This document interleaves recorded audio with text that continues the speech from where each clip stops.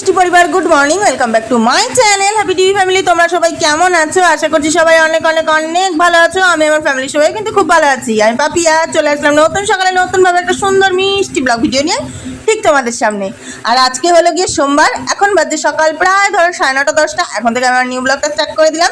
সকালবেলা আশিবাসি কাজকর্ম সমস্ত কিছু সেরে নিয়ে বন্ধুরা চলে আসলাম সোজা দৌড়ে দৌড়ে রান্নাঘরে। ওইদিকে কিন্তু কাজকর্ম কিন্তু একদম যে হয়ে গেছে সেটা কিন্তু একদমই কেউ ভেবো না, না কাজকর্ম মোটেও সব কিছু কমপ্লিট হয়নি।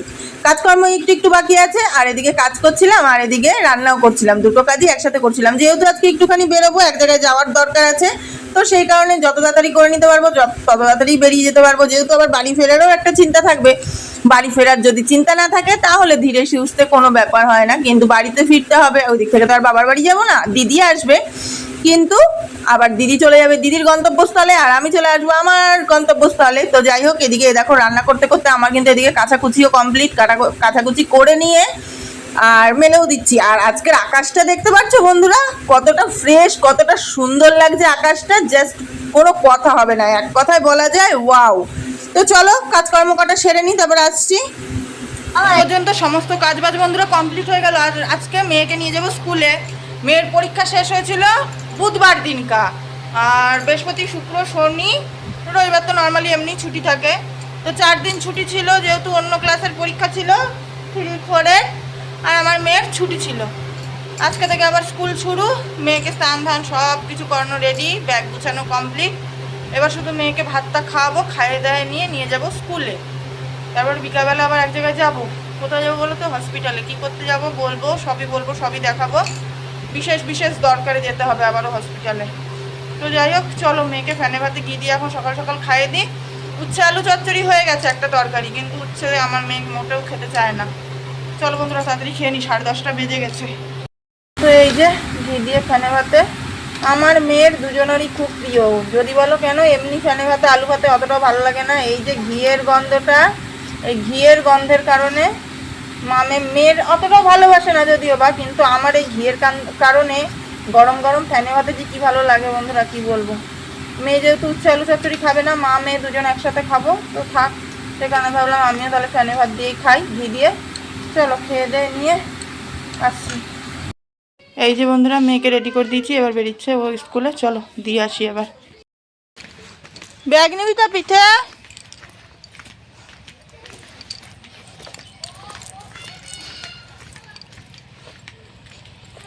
স্কুল থেকে নিয়ে চলেও এসেছি বন্ধুরা, এই দেখো। আর তোমাদের সামনে কখন এসেছিলাম, সেই স্কুল থেকে এসেছি, দিয়ে আসতে যাচ্ছি, সেই তখন মেয়েকে স্কুলে দিয়ে এসে তরকারি করে পুজো করে তরকারি করে স্নান করে পুজো করে মেয়েকে স্কুল থেকে নিয়ে আবার চলে আসলাম। বেশ অনেকটা লং টাইম পর তোমাদের সামনে এখন আবার আসলাম। এখন বলছে ঘড়ির কাঁটা রাইট 1:30 বাজছে, আর আমরা 2টার সময় ভাত খাবো। আজকে মেয়েকে স্কুলে খাওয়াইনি, কেননা মেয়েকে দেখি নিয়ে যাওয়ার ইচ্ছা আছে, আজকে দেখা যাক কী হয়। তো যাই হোক, মেয়েকে যেহেতু নিয়ে যাবো আর স্কুল থেকে খেয়ে আসবে, আবার বাড়িতে এসে খাবে। স্কুলে যেহেতু পেট ভরে খাবেই না আমার মেয়ে, হাত দিয়ে কখনো পেট ভরে খায় বলে আমার মনে হয় না। তো যাই হোক, তবুও অভ্যাসটা করাচ্ছি আমি ওর। তো যাই হোক, ওই কারণে আমি আর স্কুলে খাওয়ালাম না, যেহেতু অনেকটা লেট করে, এমনিই খেতে লেট করে, তার মধ্যে আর কোনো কথা নেই। তো সেই কারণে স্কুলে আজকে থালা দিনই, স্কুলে খাবে না, তো বাড়িতে একবারে খেয়ে দিয়ে নিয়ে রেডি হয়ে বেরোবে। আর ইচ্ছা আছে 3টের মধ্যে বেরোনোর, বরমাসায় আসবে 3টে নাগাদ, ওর সাথে দেখা করে নিয়ে বেরিয়ে পড়বো।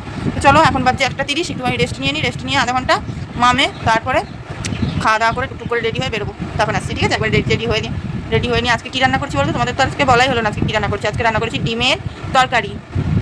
একটাই ডিম ছিল ফ্রিজে, তো সয়াবিন দিয়ে আলু দিয়ে ওই একটা ডিমের চপ দিয়ে তরকারি, আর উচ্ছে আলু চচ্চড়ি আমার বরমাসের সবথেকে ফেভারিট তরকারি। তো যাই হোক চলো বন্ধুরা, একটু পরে আসছি, খেতে হোক বা রেডি হয়ে একেবারে হোক, যখনই হোক আসছি, সাথে থাকো। ঠিক আছে, কোথাও যেও না।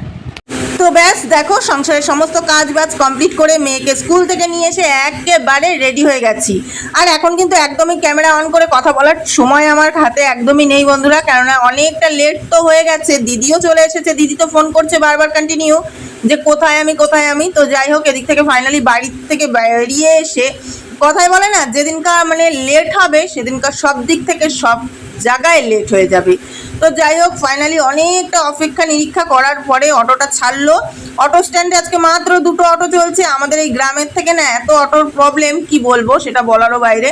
তো যাই হোক, এদিকে দেখো অটো থেকে নেমে আমাদের চাকদা থেকে চলে আসলাম সোজা কিন্তু রানাঘাটে। এটা কিন্তু রানাঘাট স্টেশন। আর আমি আর দিদি এমন টাইমেই এসেছি, দিদি বেশ খানিকটা আগে এসেছিলো, অনেকক্ষণ আমার জন্য ওয়েট করছিল বসে। তো যাই হোক, এদিকে চলো এবার চলে যাই আমরা যেখানে যাব হলো গিয়ে হসপিটালে যাব বিশেষ একটা দরকারে, কেননা বাবার আগের দিনকার ছুটি দিল, সেখানকে বেশ কিছু 2-3টে ওষুধ মতন পাইনি, তো সেই ওষুধগুলোই কিনতে যাব। চলো দেখা যাক। তো তোমরা একটু একটু হয়তো বুঝতে পেরে গেছো কোথায় এসেছি দাঁড়াও, আর একটু পরে আরও ভালো করে বুঝতে পারবা কোথায় এসেছি হলো গিয়ে বাবার ওষুধ কিনতে। কিন্তু কোথায় এসেছি, কোথায়, চলো তোমাদেরকে তো সকালবেলা একবার বলেইছি যে কোথায় যাচ্ছি, কিন্তু এখন তোমাদের সাথে পুরো দেখাবো কোথায় এসেছি। বাবার কিছু ওষুধ কেনা বাকি ছিল, তো সেগুলোই কিনতে এসেছি। আর এই ওষুধগুলো নাকি এইখানে ছাড়া পাওয়াই যাবে না, তো সেই কারণে আরও আসা। তো যাই হোক চলো বন্ধুরা যাওয়া যাক, দেখি। এই যে এই ফার্মেসিটা দেখছো, এই যে ডান দিকে, এই ফার্মেসিটাতেই পাওয়া যায় সেই ওষুধ। বাইরে কোনো ফার্মেসিতে কোনো দোকানেই কিনতে পাওয়া যাচ্ছিল না, তো সেই কারণে আবার হয়রানি করে দৌড়ে আসা এইখানে। তো চলো দেখি। এখানে ওষুধ পেলাম না বন্ধুরা, এখানে এসেও সেই ফার্মেসিতে বলছে যে এই ওষুধ এখানেও আমাদের কাছেও নেই, কিন্তু এটা ডাক্তারের সাথে কথা বলতে লাগবে। ডাক্তারের সাথে কথা বলে যদি ওষুধটা পাল্টে যায়, তো সেই কারণে আমরা যাচ্ছি এখন ভিতরে। দেখি ডাক্তারের সাথে দিদি কথা বলবে, বলে জানাবে যে এটা অন্য কোথাও ফার্মেসি থেকেও পাচ্ছি না, আর হসপিটালের ফার্মেসি থেকেও পাচ্ছি না। এক জায়গায় কথা, একই কথা বলছে সবাই, যে বাইরে থেকে। ডাক্তার কি বলে, কিছু তো ব্যবস্থা ঠিকই হবে। হাসাই আবার অকারণ হয়ে গেল মনে হচ্ছে এত দূরে। তো যাই হোক চলো দেখি। আমি এখন একটুখানি এসে বসছি, বল মা সেই প্রিয় জায়গাটায়। ও তুমি বসনি, তুমি দাঁড়িয়ে আছো। হ্যাঁ না, দাঁড় করছি যে আমরা সেই প্রিয় জায়গাটা আবার আসলাম, এসে একটুখানি বসলাম। সেই জায়গাটা তোমাদের বলছিলাম না বন্ধুরা, এই জায়গাটার কথা খুব মনে পড়ে। তো এই এছাড়া কিছুই না, তাই এখানটা একটুখানি আসলাম, এসে 2-5 মিনিট দাঁড়িয়ে নিয়ে এবার চলে যাবো। প্রচুর গরম লাগছে। হ্যাঁ ওই পাশে। এমনি ভালো আছে তো বাবা?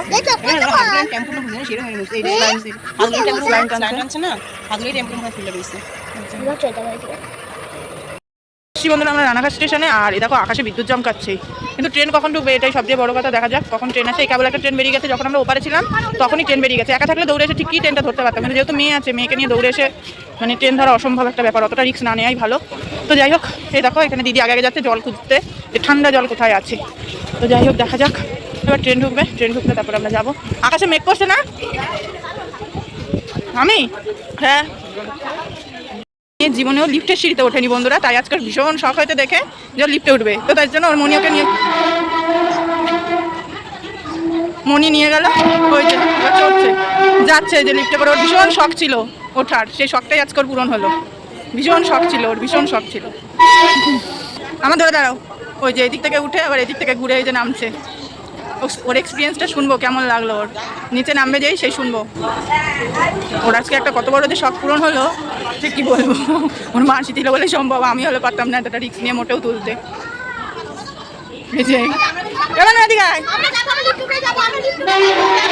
কেমন লাগলো ভানা?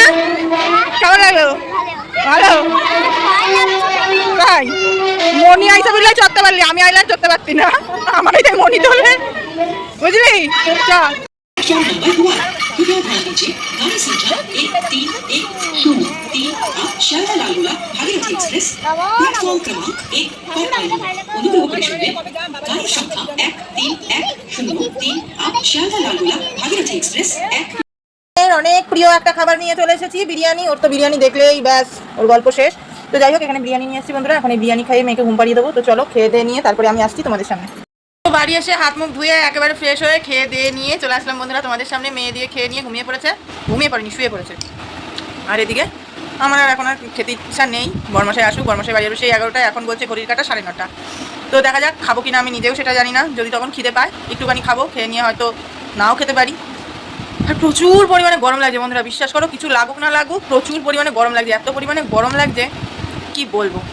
ও দুটো জিনিস কিনেছি বন্ধুরা, তোমাদের সাথে শেয়ার করি, দাঁড়াও দেখাই। দুটো জিনিস কিনেছি, কী বলো তো? প্রথমে দেখাই, আমার একটা এই নাইটি, মানে কি সাদা নাইটি পরার ভীষণ ইচ্ছা ছিল, তো সেই কারণে সাদা রঙের প্রিন্টই নিলাম আমি। ভীষণ ইচ্ছা ছিল, বিশেষ করে বন্ধুরা খুব ইচ্ছা ছিল একটা সাদা রঙের নাইটি পরবো, তাই বেশি ভাবনা চিন্তা না করে কিনে তো নিয়েছি, দেখা যাবে তারপর। তো যাই হোক, আর একটা কী কিনেছি দেখবা, দেখাচ্ছি। আর একটা কিনেছি এই চুড়িদার, সেখানে ফিতে বাঁধা। একটা তো আছে, ওটা একদম নর্মাল, এটা একটু হালকা গলার কাছে ডিজাইন। এটাই নিলাম। কেমন হয়েছে আমার দুটো জিনিস অবশ্যই জানাবা, ঠিক আছে? তো চলো বন্ধুরা, মেয়ে খাওয়া দাওয়া করে শুয়ে পড়লো। মেয়ে তো আর রাতে খাবে না, আমিও খাবো কি জানি না। তো চলো আজকের মতন সবাইকে tata, bye bye, good night করে দিচ্ছি। দেখা হবে কালকে সকালে নতুন একটা মিষ্টি ব্লগ ভিডিও নিয়ে। আর আমি তোমাদের পাপিয়া দিদি, তোমাদের পাশে সবসময় আছি, ছিলাম, থাকবো। তার জন্য আমাকে একটুখানি সময় দিও, কারণ নিজের একা সংসারে একা কাজকর্ম করে এইটুকু সময় তো তোমরা দেবে, সমস্ত কাজকর্ম করে তারপর তো হাতে ফোনটা নিয়ে বলো। সবাই একটু পাশে থাকো, আর আমিও তোমাদের সবার পাশে সবসময় আছি, একটু সময় দিও। চলো টাটা।